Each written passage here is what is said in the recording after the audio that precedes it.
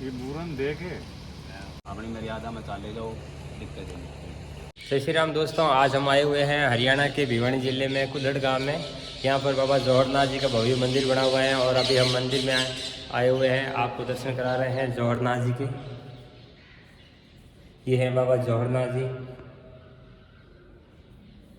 मंदिर बहुत ही सुंदर बना हुआ है और अभी मैं मंदिर के अंदर दर्शन करने के बाद मैं ये वीडियो बना रहा हूँ। आप लोग भी इस वीडियो के माध्यम से भगवान महादेव के दर्शन कर सकते हो। अभी हम मंदिर में पहुंचे हैं। मंदिर में गुरु महाराज का आशीर्वाद लेने के लिए ये गुरु महाराज बैठे हैं अभी। और ये हमारे पीछे हैं भगवान भोलेनाथ, भोले शंकर का परिवार है यहाँ पर। और अभी ये हैं पीछे बैक साइड में बालाजी महाराज, बजरंगबली। ये देखिए, यहाँ से आप दर्शन कीजिए बालाजी महाराज के। जय बजरंगबली। और ये है हमारे यहाँ के स्थानीय नागरिक, ये हमें यहाँ गाइड कर रहे हैं। कितना पुराना है ये? 500-700 साल पुराना मंदिर है। गांव को बचे हुए 900 साल हो गए। मंदिर है 700 साल पुराना। सर पर देख दो आप। तो क्या हो गया अब के पेड़ पौधा का इतना हो गया कि अब आप ये देखो कि लोगों ने के काम करना शुरू कर दिया। कुछ ये जो अंधविश्वासी लोग अंधविश्वास फैलाने होते हैं ना, तो ये लोगों ने मंदिरों का विरोध करना शुरू कर दिया। मंदिरों का विरोध कर दिया शुरू। अब ये जगह जगह देखते हैं इस पे नेट पे सोशल मीडिया में क्या कहते हैं कि सनातन धर्म के अंदर बोला पत्थर में प्राण डाल सकते हैं, एक मरे हुए आदमी के अंदर प्राण नहीं डाल सकते। ये राजनीतिक लोगों ने बहुत बड़ा बेमतलब का मुद्दा उठा रखा है। ये तो मुद्दा उठा दिया। अब उनको अगर कोई बताने वाला हो कि हाँ पत्थर में प्राण कैसे डलते हैं, आओ हम बताते हैं कैसे डलते हैं। इसकी प्रक्रिया होती है। सनातन धर्म के अंदर आज भी मंत्र हैं, जो मंत्र से जीवन शक्ति आज भी है कि आदमी उसको अगर उसने पढ़ रखी है, वो चीज़ विद्या का जानकार है, तो आज भी वो उसको क्रियान्वित कर सकता है। मगर आज ऐसे लोग नहीं हैं। सिर्फ एक चाहते हैं कि थेड़ी के ऊपर सिरसम पैदा हो जाए, बस चमत्कार। चाहे वो किसी भी तरीके से दिखाओ, सारी दुनिया सिर्फ पैसे के पीछे भाग ली, असलियत को छोड़ के असलियत से एकदम पीछे हटी। और मंदिर का विरोध करने से, मंदिर तो एक हमारी आस्था का केंद्र है। आस्था केंद्र मतलब हम जो सनातनी लोग हैं, हम साकार रूप की पूजा करते हैं भगवान। अब गायत्री में बोल रखा है कि तू ही साकार, तू ही निराकार, तू ही अनंत, तू ही महाकाल, तू ही शिव, तू ही शक्ति। तो सब कुछ उसी को बता रखा है। तू ही नर, तू ही नारी, तू ही अर्ध नारी नटेश्वर, तू ही ज्ञानवान, तू ही बुद्धिवान, तू ही सर्वशक्तिमान, तू ही देव, तू ही देवता, तू ही देवत्या, तू ही साकार, तू ही निराकार, तू ही अनंताकार। कि वो परम पिता जो परमेश्वर है उसके अनंत रूप हैं। कहीं वो बजरंगबली है, कहीं वो राम है, कहीं वो लक्ष्मण है। अब उसको मैंने देवी भागवत के अंदर एक सबसे पहले पेज के ऊपर ही एक ही चीज़ आता है, पहले श्लोक में उसमें लिखा गया सत्य चित आनंद में सच्चिदानंद, सच्चिदानंद। अब सच्चिदानंद का मतलब क्या है कि वही परम पिता परमेश्वर, वही ज्योत, उसी ज्योत ने तो नर रूप लिया, जिसको हम साकार रूप में शंकर भगवान की पूजा मानते हैं। और उसी सत्य चित आनंदमयी रूप ने फिर माता का स्वरूप लिया। ये गायत्री में बता रखा है। उसमें कह रखा है कि जब वर्षा करता तो इंद्र कहलाता है, जब लोगों को धारण करता तो शेषनाग कहलाता है, जब धर्म अधर्म का न्याय करता तो देव धर्मराज कहलाता है, और जब प्राणियों को दंड देता तो यमराज कहलाता है। फिर उसी शक्ति ने माताओं का रूप धारण किया। बोला तू ही दुर्गा, तू ही काली, तू ही सावित्री, तू ही सरस्वती, तू ही महालक्ष्मी, तू ही दुर्गा, तू ही तारा, तू ही अनेकों रूप में तेरा ही सकल पसारा। कह भी आपने अष्ट वसुओं को धारण करके विराट रूप दिखाया, जो भगवान श्री कृष्ण ने गीता में दिखाया। तो ज्योत के है एक, उसके रूप के हैं अनेक।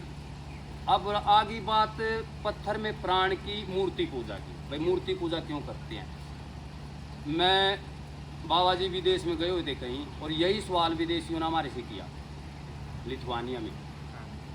तो हमारी जो गुरु लोगों ने, ऋषि मुनियों ने जो परंपरा बताई है सत्य सनातन धर्म के बारे में, कि जो सनातनी लोग हैं वो देवता के उस परम सत्ता के, जो वो परम ज्योति है, वो परम पिता परमेश्वर है, उसके साकार रूप की हम पूजा करते हैं। सनातनी लोग देवता के साकार रूप की पूजा करते हैं। तो साकार रूप की पूजा करने से हमने देवता को जिस रूप में भी उसका ध्यान किया, उस परम पिता परमेश्वर ने उसी रूप में हमारे को दर्शन दिए। कभी राम के रूप में, कभी कृष्ण के रूप में, कभी हनुमान के रूप में, कभी शिव के रूप में, कभी दुर्गा के रूप में। जिसकी जैसी भावना वैसा ही उस परम पिता परमेश्वर, उस ज्योति ने अपने स्वरूप के दर्शन दिए। तो इसी करके सनातन धर्मी लोगों ने क्या किया कि अपनी कल्पना से ध्यान किया कि राम जी ऐसे थे, शंकर भगवान ऐसे थे, और उसके चित्र की रचना करी कि मेरा जो परमपिता परमेश्वर था वो ज्योति ज्योत वो इस प्रकार का था। और वैदिक मंत्रों से, क्योंकि वेद किसी के बनाए हुए नहीं है, वेद उस परम पिता परमेश्वर की एक दिव्य उपाधि है, दिव्य पुस्तक है, जो उस परम पिता परमेश्वर के ही शब्दों में है। और उसी के अंदर इन शब्दों के पूर्ण मंत्र हैं, जिससे कि देवता जो पत्थर है वो पत्थर भी शक्तिवान हो जाता है, ऊर्जावान हो जाता है। उदाहरण के तौर पे जो अगर हमारी देसी भाषा में देखा जाए तो हमारे राजस्थान में, हरियाणा में अनेकों ऐसे भगत सिद्ध हुए हैं। जैसे धन्ना भगत पत्थर के अंदर से भगवान के दर्शन किए और उस पत्थर के अंदर से उस परमात्मा ने प्रकट होकर उससे उसका भोग लिया, प्रसाद लिया। जैसे राजस्थान में नामदेव, जैसे अभी एक चलता है थाली भर कह लियाई खींचड़ो ऊपर की बाट की, जिम्मो मारो शाम समेरियो छोरी जमावे लाठी, छोरी जमावे जाटी। तो वह बच्ची उस परमपिता परमेश्वर की इतनी भक्तनी थी कि उसने अपना अंदर सब कुछ भूल के उस मूर्ति के अंदर ही उस दिव्य ज्योत के दर्शन करे, और उस मूर्ति के अंदर से ही परमपिता परमेश्वर ने प्रकट होकर वो खिचड़ी का भोग लगाया। कर्माबाई, ये इतिहास के अंदर लिखता है, उसका नाम कर्माबाई था। तो हमारा सत्य सनातन जो धर्म है, ये तो आदि अनादि जब से सृष्टि की रचना स्टार्ट हुई तभी से चल रहा है। बाकी तो ये सब शाखाएं हैं, कोई थोड़े दिन में उत्पन्न हुआ, कोई एक बाप के जैसे 10 में, है ना। समाज के अंदर लोगों ने अंधविश्वास डाल दिया। क्या डाल दिया कि सृष्टि की व्यवस्था को चलाने के लिए उसको 4 विभाग बांट दिए, 4 विभागों में बांट दिया, ब्राह्मण, वैश्य, क्षत्रिय, शूद्र। अब लोगों ने क्या किया, आज का समाज ने इन चीज़ों का फ़ायदा उठाने के लिए, कि जो लोग कहते हैं शूद्र, मेरे को शूद्र कह दिया, हम शूद्र हैं क्या, हम शूद्र हैं क्या, हर किसी कोई भी हैं, कुछ कास्ट के नाम रख दिए। कास्ट ऊपर से नहीं बन के आई, कास्ट तो यहाँ लोगों ने अपने कर्म के अनुसार अर्जित करी है। जो जैसा काम करा उसका वैसा नाम गया। और शूद्र कौन है, मैं खास करके ये बात इसके ऊपर बताता हूँ। शूद्र कौन है? शूद्र कोई कास्ट नहीं है कि हरिजन, वाल्मीकि, दो बीच, सिंबी, तेली, नाई, ये शूद्र नहीं है। शूद्र है कर्मों से, चाहे वो ब्राह्मण भी है, अगर वो गंदा कर्म कर रहा है तो वो शूद्र है। शूद्र किसको कहा गया? जो गलत कर्म करने वाला है उसको शूद्र कहा गया, ना कि किसी जाति बिरादरी को। तो मैं समाज से ये अपील करूंगा कि समाज में भाईचारा बना के रखें, और ऐसे ऐसे अंधविश्वास है, ऐसे ऐसे अज्ञानी तत्व, ऐसे ऐसे बेवकूफ़ लोगों की बातें ना मानो। और जो अपना सत्य सनातन धर्म है, एक सिर्फ वो ही आदि अनंत है, उस पर विश्वास करके ये लोग धर्म बदल रहे हैं। धर्म बदल रहे हैं, कोई क्रिश्चियन बन गया, कोई कुछ बन गया। अरे भाई एक बात बता, बाप बदलने तक गुजारा हो जाएगा कि? अब जिसके घर मैं पैदा हो रहे हो वो बाप है आपका। अगर बाप, फिर तो कितने बाप बना लो, बाप तो एक ही रहेगा। अगर आपको अपने बाप पे या अपने पिता पे विश्वास नहीं, फिर तो चाहे दुनिया में आप दुनिया को बाप बना लो तो नहीं विश्वास हो, है ना।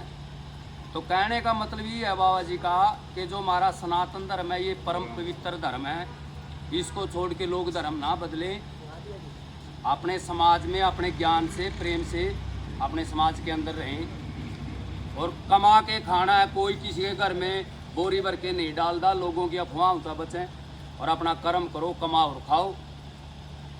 और शूद्र की ये परिभाषा है, जो कहते हैं ना शूद्र, शूद्र के शूद्र, ये शूद्र है। शूद्र कोई जाति नहीं है, शूद्र वो है, शूद्र में भी हो सकता हूँ अगर मेरे गंदे कर्म हैं।